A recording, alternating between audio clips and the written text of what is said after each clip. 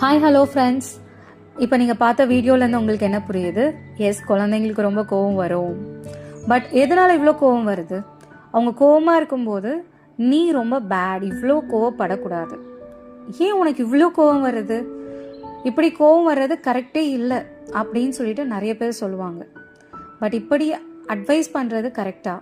No, it won't work. Because child ஆங்க்ரியாக இருக்கும்போது அவங்க எமோஷ்னல் பிரைன் தான் ஆக்டிவாக இருக்கும். லாஜிக்கல் திங்கிங் டெம்பரவர்லி ஆஃப்லைன் போயிருக்கும். அதனால் அந்த நேரத்தில் லாஜிக்கல் எக்ஸ்ப்ளனேஷன் பண்ணக்கூடாது. அதை ப்ராசஸ் பண்ணவோ இல்லை அண்டர்ஸ்டாண்ட் பண்ணவோ முடியாது.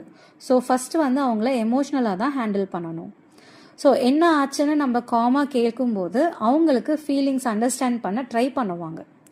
ஸோ அவங்களுக்கு எப்போ அது புரியுதோ then they start telling what happen. அவங்களுக்கு சேஃபாக புரிஞ்சு நம்ம சப்போர்ட் பண்ணுவோன்ற டைமில் மட்டும்தான் they start telling about what happened. So அதுக்கப்புறமா நம்ம பேசும்போது தான் ஸ்லோவாக அவங்களுடைய லாஜிக்கல் பிரைன் ஆக்டிவ் ஆகும். So remember, connection first, corrections next.